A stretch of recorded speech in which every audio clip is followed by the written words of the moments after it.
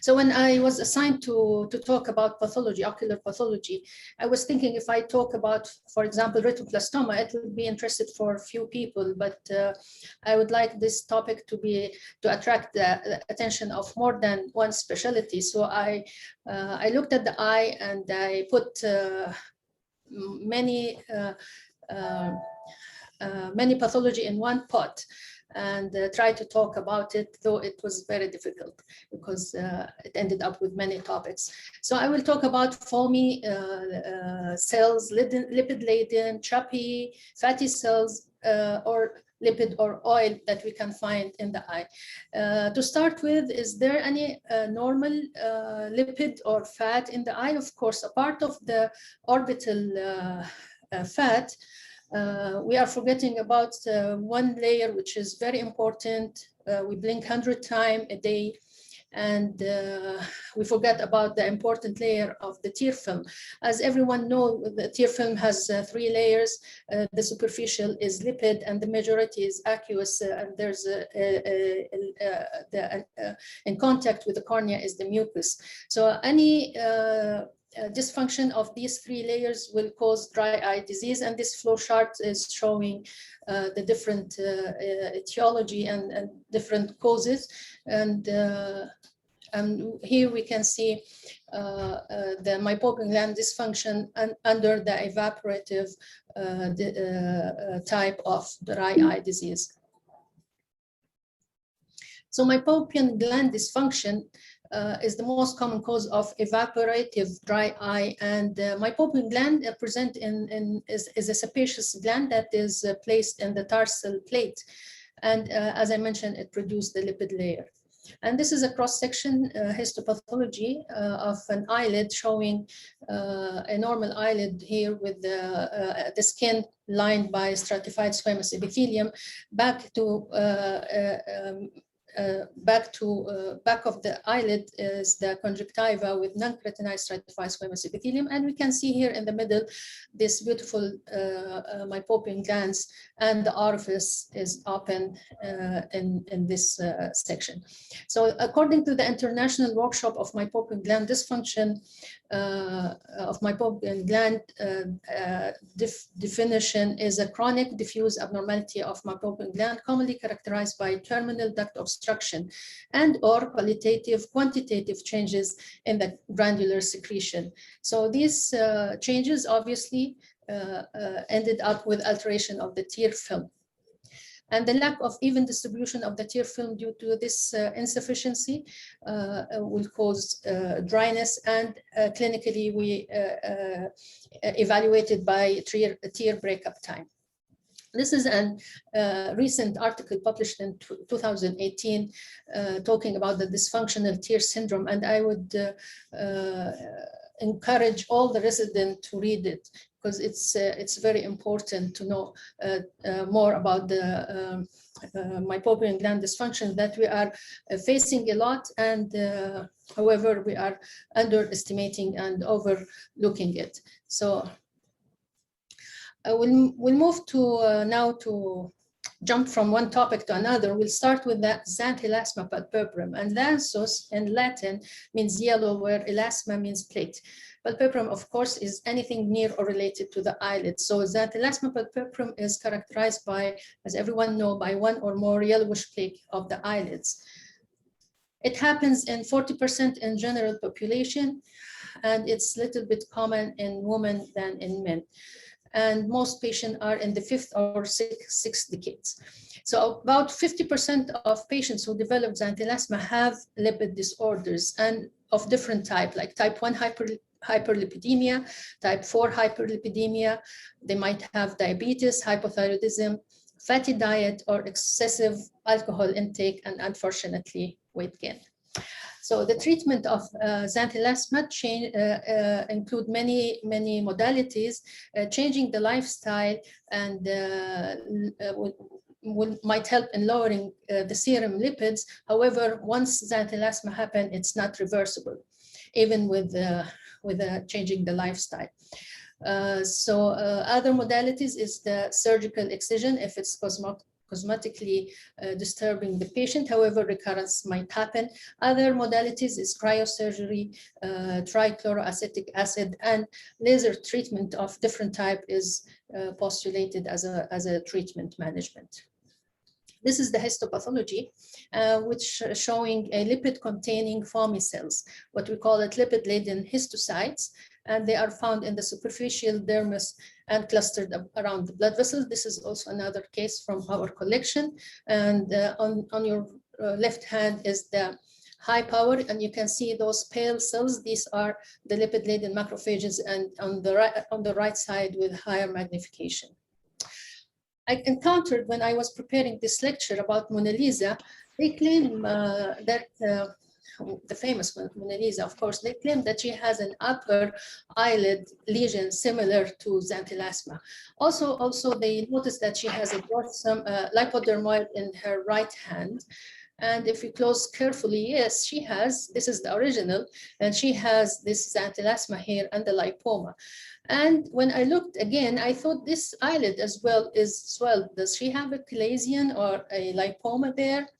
So also one article published, I could not find more, about lipoma disseminatum, and they claimed that they presented a male patient presented with multiple swelling over his body, that they are gradually increasing in numbers. So his investigation was normal. And he has both, as you can see here, xanthelasma and multiple lipoma. So I thought that this is interesting. Okay, this is obviously a chalazion. Chalazion by histology is a chronic, is lipogranuloma. It's, as everybody knows, it's chronic inflammation of the mypopian or Zeiss glands. So pathology is a lipogranuloma, and you can see here the vacuole, and every empty vacuole is probably a lipid, because during process it dissolves with alcohol. And here with this higher magnification, you can see multinucleated giant cells, and one is engulfing this lipid. So chalazion is a lipogranuloma. When you have a multiple recurrent chalazion, you have to think twice. Check the blood sugar and look for other signs like madarosis, and you had to rule out at that state sebaceous gland carcinoma, which is a highly malignant and potentially lethal tumor. And it arises from mypopian gland in most of the cases, up to 50% of the cases. However, it can arise from Zeiss gland and the caruncle, and even in the skin of the eyebrow. Interestingly, 12% of the cases we might not have any obvious source. So it is a disease of elderly.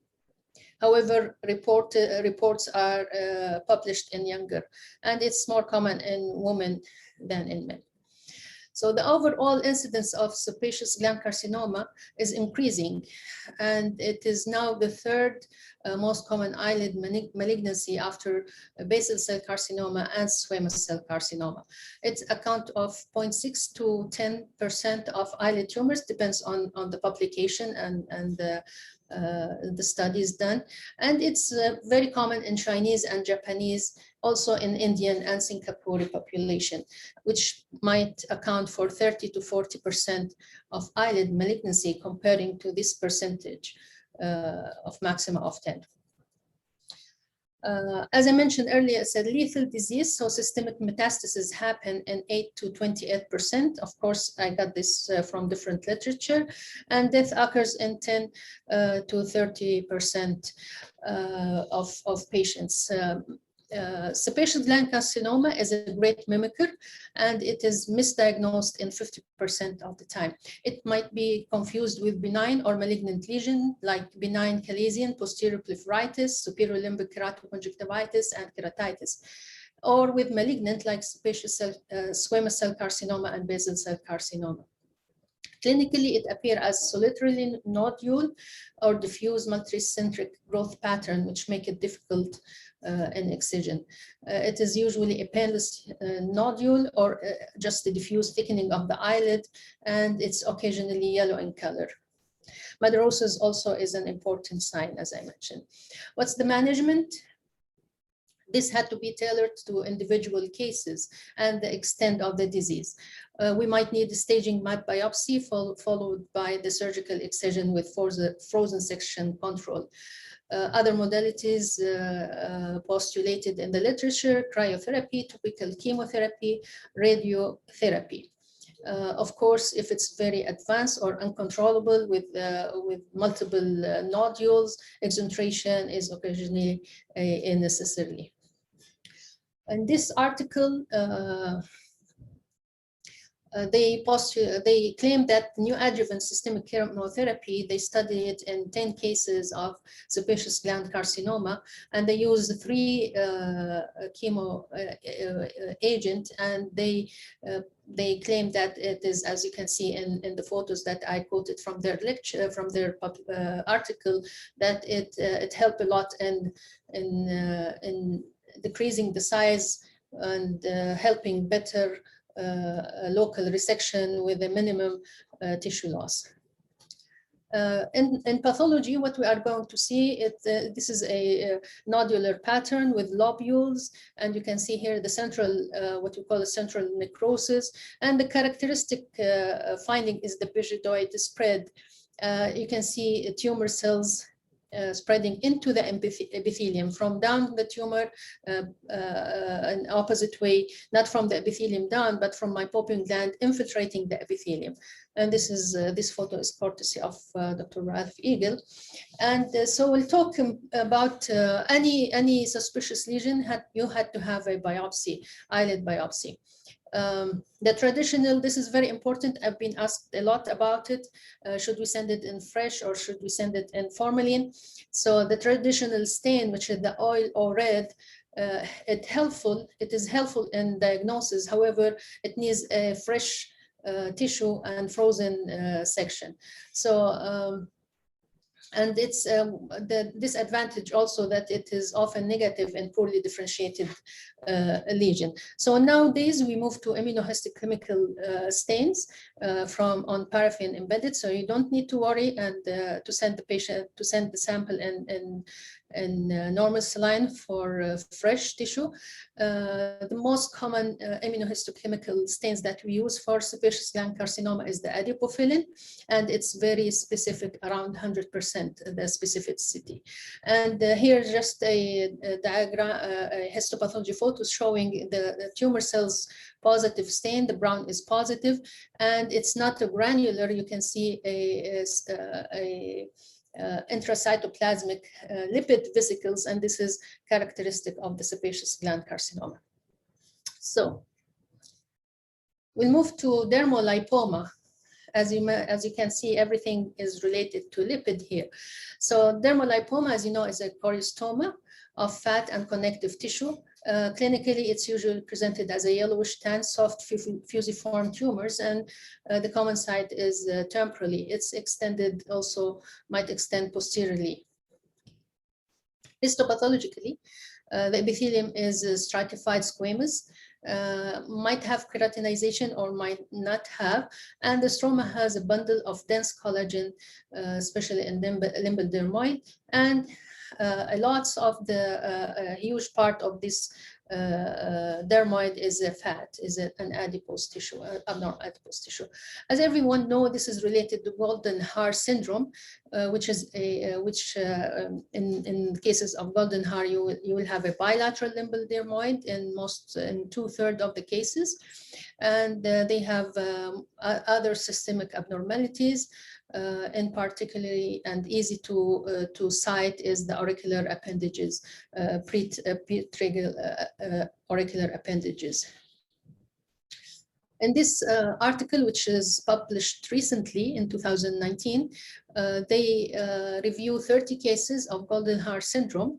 And here in the list in lower magnification, they listed the whole features with a percentage. What we are concerned is the ophthalmology or ocular findings. And as you can see, epibulbar dermoid account for is present in 12%, as well as the coloboma of the eyelids, which we don't have it in our mind as a first presentation.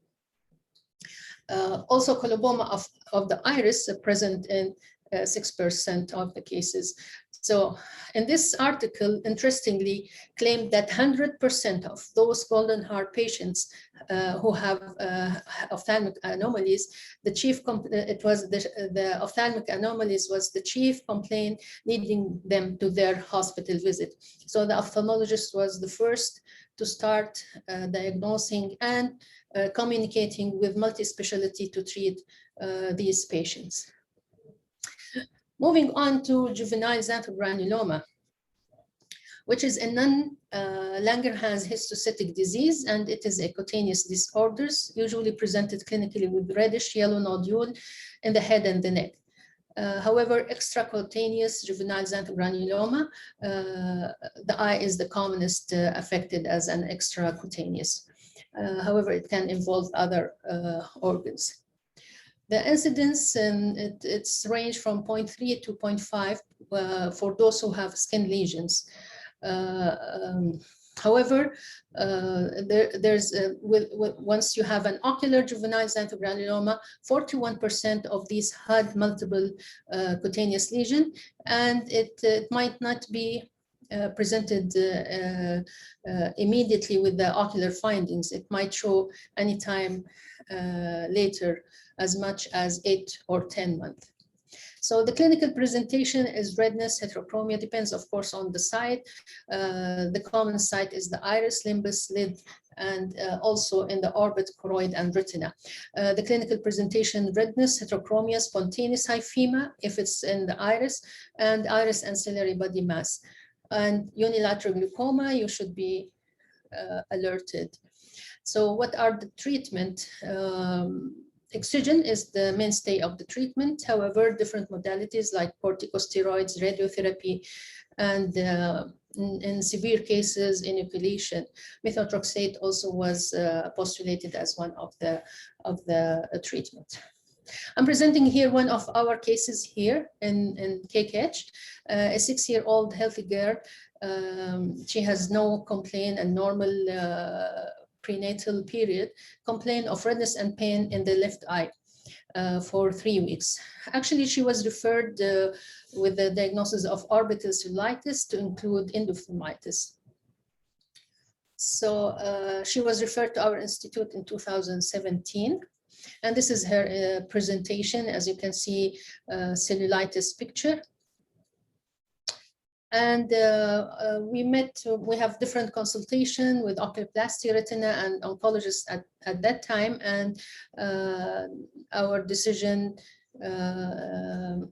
with Dr. Misfer is that, and even the imaging was not ruling out retinoblastoma. So considering that this is a blind eye, we went ahead with the agreement of the parents and inoculate this eye to rule out retinoblastoma.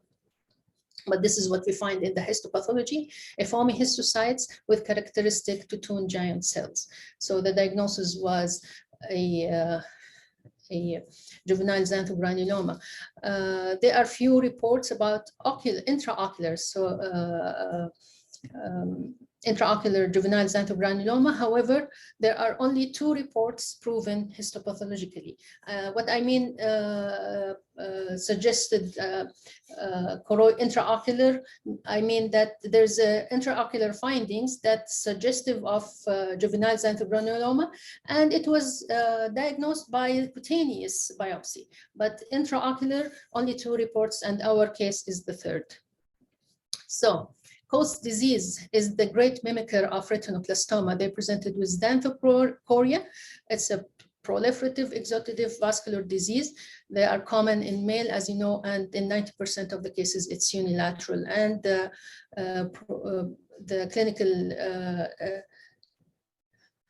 clinical manifestation is might progress and get worse. So, as you know, it is clinically has telangiectatic blood vessels with leakage. This is a table showing the classification of host disease and the staging, and then the management depend on the staging. And this is one of our patients who presented in 2020, again as to rule out retinoblastoma. And also imaging was not confirming or ruling out retinoblastoma. On the other hand, it shows multiple masses, and clinically it was very difficult to have a definite diagnosis. So once retinoblastoma is one of the differential diagnoses in a blind eye, this eye should be removed. And we are facing more cases. I think maybe at the end of the lecture, Dr. Misfer might also talk about this issue. So this is the histopathology of that patient after inoculation. You can see here the vascular proliferation, and this is in low power, the exudates, and in high power, the cholesterol cliffs here, and giant cells, and this is in higher magnification. Actually, this is the humongous giant cells that I ever see. And as you can see, what we call it, this is full of lipids, so this is a lipid-laden histocytes. So we'll talk a little bit about anterior segment lipid.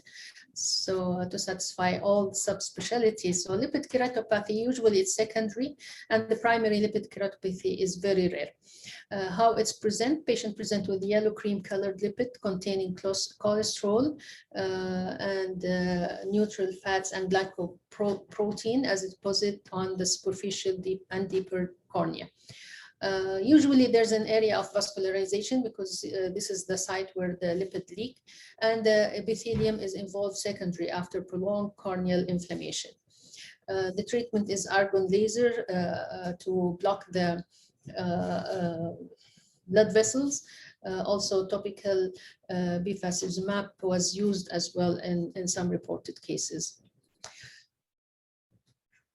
So this is an important article and recent one in 2020 about lipid keratopathy, review of pathophysiology and differential diagnosis and management.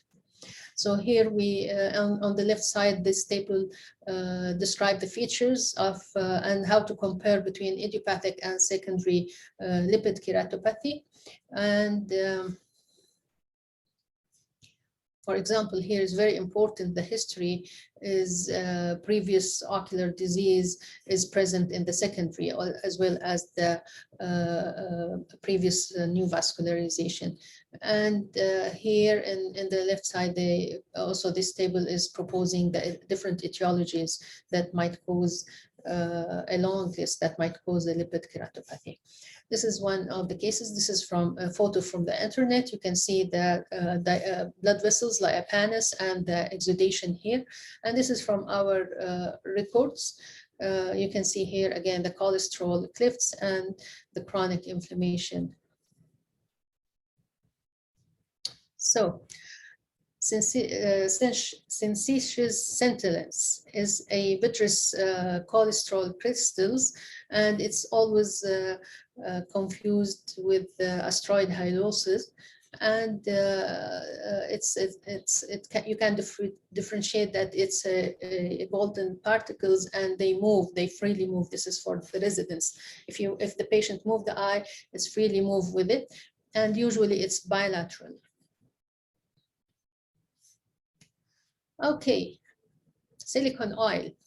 Silicone oil, lots of publication about migration, silicone oil migration from after retinal surgery.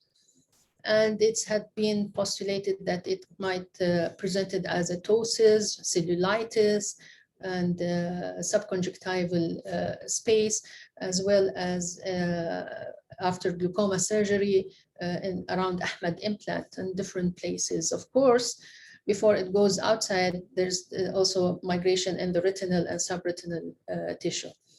So though it is silicone oil, as you know, it is used in retinal detachment and retinal pathology of different retinal pathology to treat and tamponade the retina. And it's supposed to be removed after several weeks and maximum month due to its anterior or posterior segment complication, which is the glaucoma, corneal decompensation, optic neuropathy, and retinal toxicity. In this article, which was published in 2014, they mention, they discuss a case of subconjunctival migration that caused granuloma, or what they call it siliconoma. So it developed, in this case in particular, it developed very rapidly within 2 months.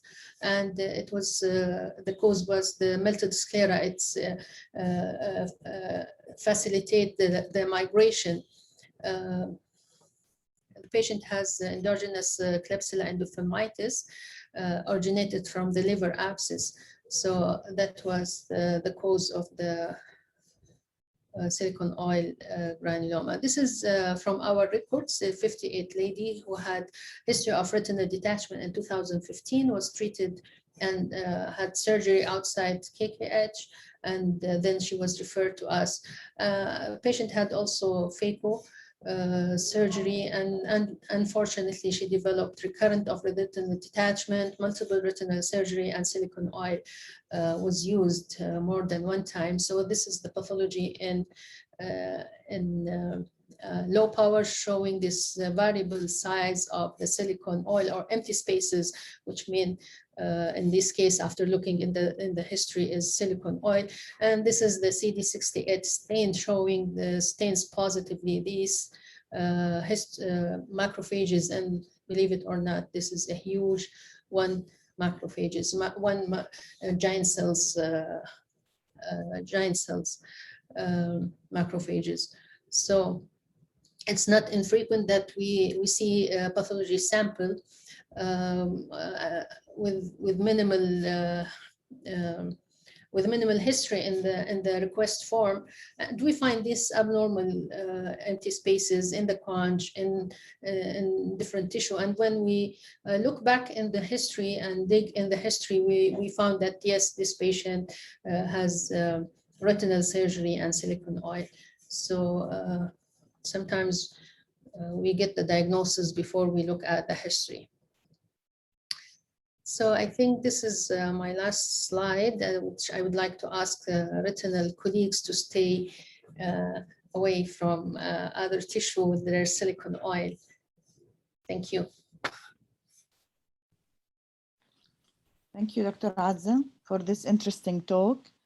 I know it's not easy to collect, you know, cases and entities or conditions where you can see lipid in several forms, whether it's an empty space or whether it's engulfed by macrophages or so.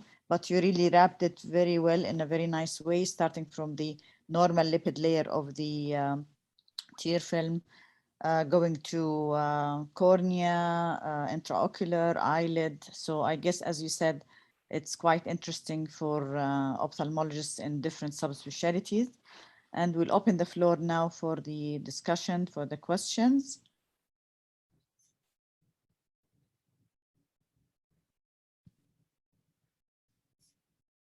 I can see a couple of comments thanking you for interesting talk as always.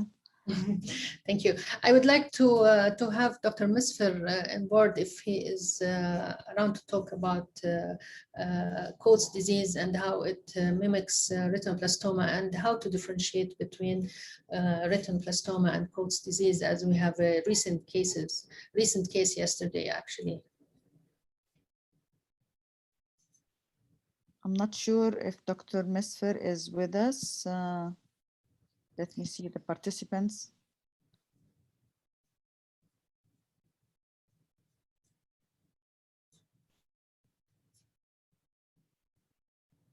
Yeah, I'm not sure. Yeah, but meanwhile, I want to ask the residents. I can't, you know, like resist asking them something related to the basic science course, especially that few are from the basic science course attendees. Now, you mentioned in one of the conditions the xanthelasma, and you correctly pointed out the association with hyperlipidemia. I want to ask the residents, what else would you think of, or you should be aware of when you see cases with the xanthelasma that keeps recurring in an adult patient, other than the issue of the lipid disorders?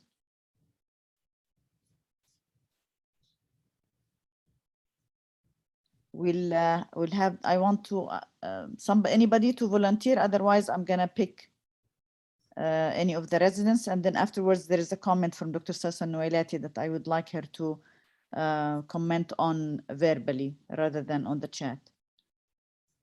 So any of the residents? Not a very difficult question.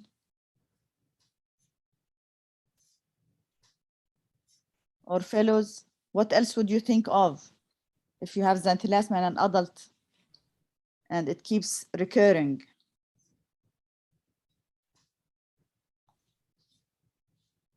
Oculoplastic fellows, at least, if Tariq al-Zahim or Iman al-Sharif are around, or anybody else.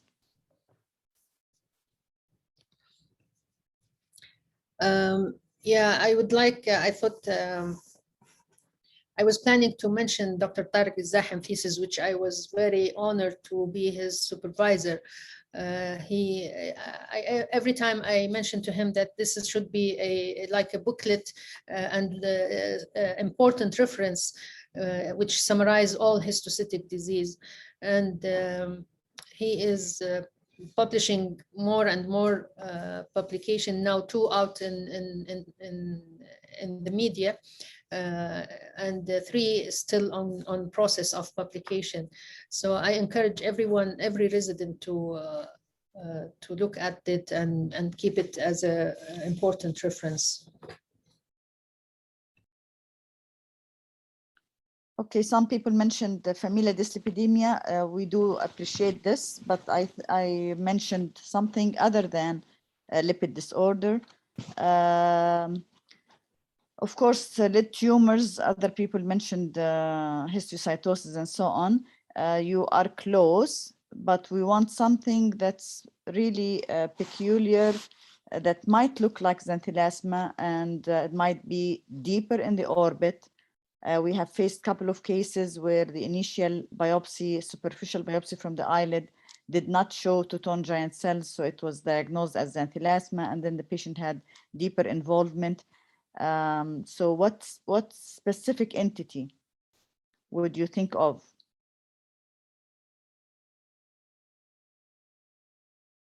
She mentioned, Dr. Azza, juvenile xanthegranuloma. So would this happen in adults as well? Yeah, it does. So out of the histiocytic lesions, but non-Langerhans actually, is the adult xanthegranuloma that can manifest as eyelid xanthelasma-like lesions.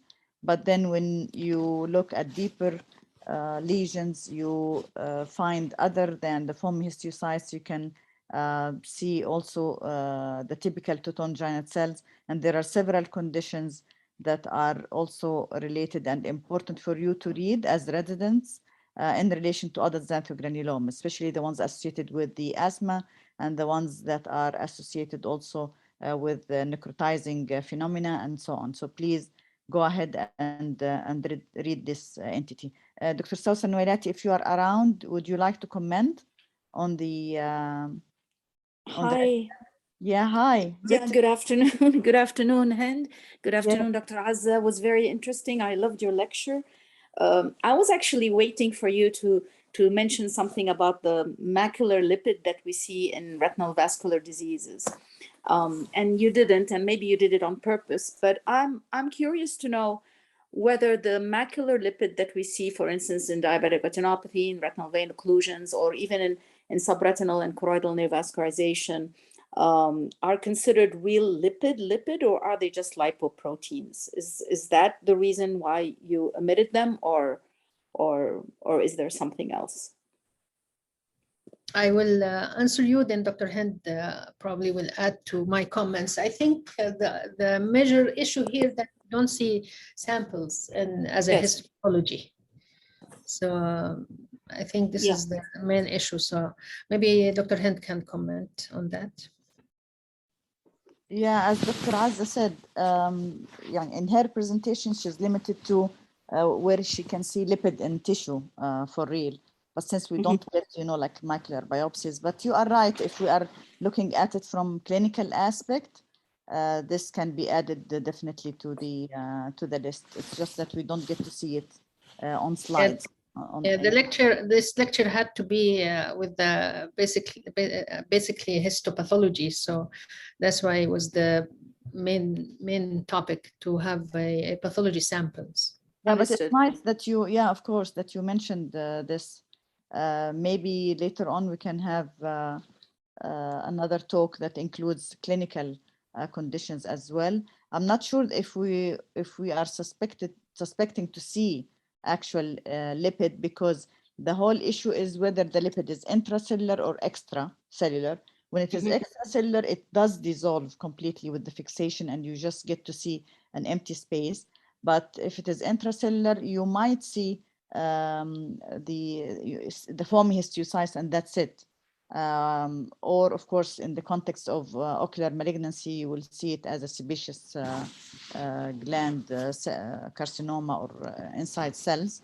There is another condition where we have seen cases with foamy histiocytes in the cornea following intracorneal ring segment insertion. But this is again was intracellular. So this can be added also to the list of conditions that Dr. Azza Maktabi mentioned. How about enlarged drusen, where you have in basal laminar drusen? There should be some lipid there. Do you see that when I mean we don't have a lot of specimens of AMD or advanced AMD, but from your reading, is that something that would show up on a section on a pathological slide? The hard drusen, they are thickening of the basement membrane of the internal emitting membrane, and they are so they are basically a basement membrane. However, the soft drusen, it's a disseminated proteinaceous substance rather than a lipid, and Dr. Hind might add to this, correct me. Yeah, it's a lipoproteinaceous material, so we tend to see it. It's clear histopathologically, and usually it's surrounded by retinal pigment epithelium. And of course, later on, you can get them calcified, and we also tend to see the calcification, but it doesn't show as an empty space. It shows as a lipoproteinaceous material, like homogeneous. It's smudgy. Yeah, it's a smudgy in between cells, but it's not definite.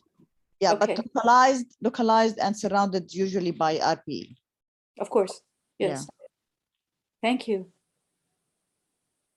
Good talking to you. Welcome. Thank you, Dr. Sousan, for your comments.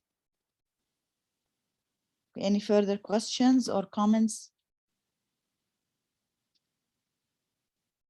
I guess. How about fat prolapse? In older people that have the where the septa around the eye is a little lax, and you get the fat prolapse.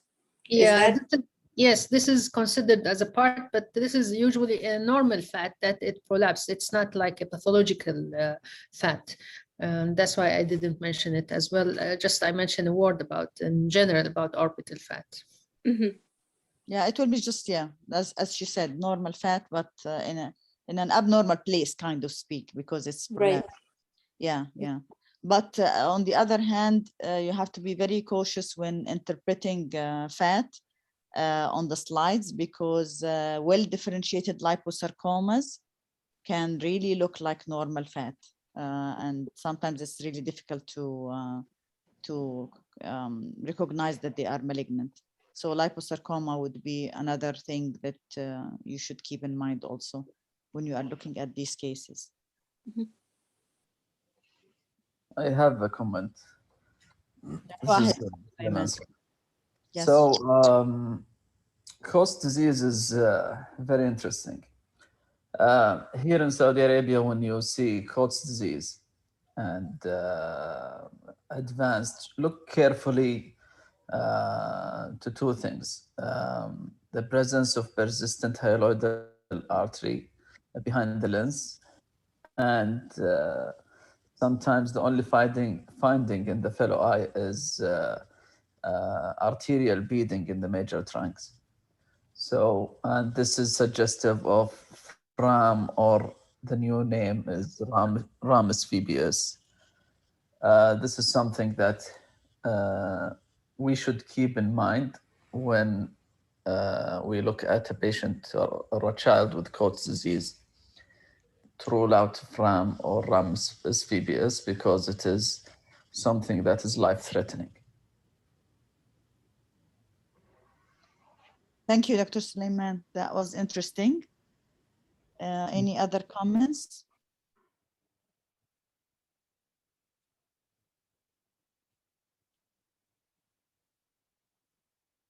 Okay, I guess we can conclude the session.